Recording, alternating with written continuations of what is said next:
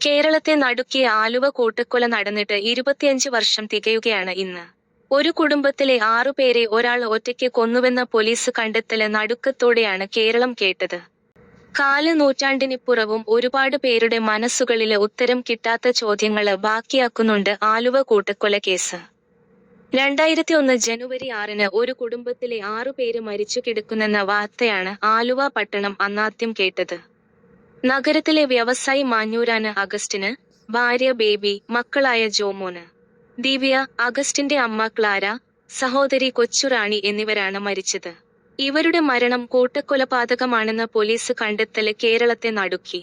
കൊലപാതകം നടന്ന ദിവസങ്ങൾ പിന്നിട്ടിട്ടും കാര്യമായ തെളിവൊന്നും പോലീസിന് കിട്ടിയില്ല. അയൽവാസികളുടെയെല്ലാം മൊഴികള് വീണ്ടും വീണ്ടും രേഖപ്പെടുത്തുന്നതിനിടെ തോന്നിയ നേരിയൊരു സംശയത്തില് നിന്നാണ് പോലീസ് കൊല്ലപ്പെട്ടവരുടെ കുടുംബ സുഹൃത്തും അകന്ന ബന്ധുവുമായിരുന്ന ആന്റണിയിലേക്ക് എത്തുന്നത്.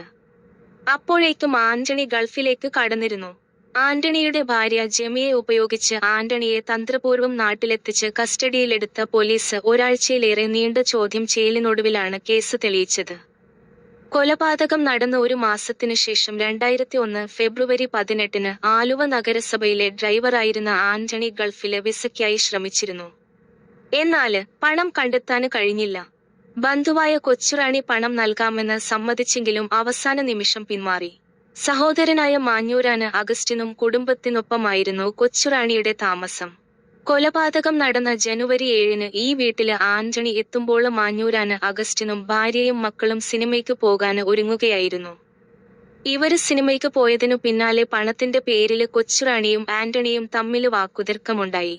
ഈ വാക്കുതർക്കത്തിനൊടുവില് ആന്റണി കൊച്ചുറാണിയെ വാക്കത്തിക്കൊണ്ട് വെട്ടിക്കൊന്നു.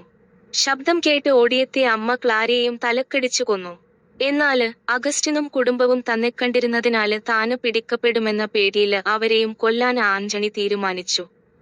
അങ്ങനെ അവര് സിനിമ കഴിഞ്ഞു വരുന്നതുവരെ വീടിനുള്ളില് കാത്തിരുന്ന ആന്റണി വീട്ടിലെത്തിയ അഗസ്റ്റിനെയും ഭാര്യയെയും മക്കളെയും കോടാലി കൊണ്ട് തലക്കടിച്ചു കൊന്ന ശേഷം കടന്നുകളഞ്ഞു. ഇതായിരുന്നു പോലീസ് അന്വേഷണത്തിലെ കണ്ടെത്തല്. എന്നാല് ഒരാള് ഒറ്റയ്ക്ക് 6 പേരെ കൊന്നെന്ന പോലീസ് കണ്ടെത്തല് നാട്ടുകാർക്കും ബന്ധുക്കൾക്കും പോലും അവിശ്വസനീയമായിരുന്നു. കൊല്ലപ്പെട്ട മാഞ്ഞൂരാന് അഗസ്റ്റിന് ബിസിനസ് രംഗത്ത് ശത്രുതയുണ്ടോയെന്ന കാര്യത്തിലടക്കം പോലീസ് അന്വേഷണം ഉണ്ടായില്ലെന്ന വിമർശനവും ഉയർന്നു. അങ്ങനെയാണ് CBI അന്വേഷണത്തിനുള്ള മുറവിളി ഉയർന്നതും കേസ് CBI ഏറ്റെടുത്തതും. പക്ഷേ ലോക്കല് പോലീസിന്റെ കണ്ടെത്തലുകളെല്ലാം ശരിവയ്ക്കുന്നതായിരുന്നു CBIയുടെയും അന്വേഷണ റിപ്പോർട്ട്. അങ്ങനെ 2005 ഫെബ്രുവരിയില് കൊച്ചിയിലെ CBI കോടതി ആന്റണിക്ക് വധശിക്ഷ വിധിച്ചു. ഹൈക്കോടതി ആ ഉത്തരവ് ശരിവയ്ക്കുകയും ചെയ്തു.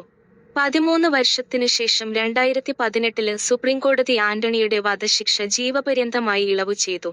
പൂജപ്പുര സെൻട്രല് ജയിലിലായിരുന്ന ആന്റണി അടുത്തിടെ ശിക്ഷാ കാലാവധി പൂർത്തിയാക്കി ജയിലില് നിന്ന് പുറത്തിറങ്ങി. പിന്നെ പൊതുസമൂഹത്തിനു മുന്നിലേക്ക് ആന്റണി വന്നിട്ടില്ല. കൂട്ടക്കൊലപാതകം നടന്ന മാഞ്ഞൂരാന് വീട് ഇന്നില്ല. അത് പൊളിച്ചു നീക്കി അവിടെ ഒരു വലിയ ഷോപ്പിംഗ് കോംപ്ലക്സ് ഉയർന്നു. കാൽറ്റാണ്ടിനിപ്പുറം ഇപ്പോഴും കേൾക്കുന്നവരെയെല്ലാം ഭയപ്പെടുത്തുന്നൊരോർമ്മയായി ആലുവ കൂട്ടക്കൊല അവശേഷിക്കുന്നു.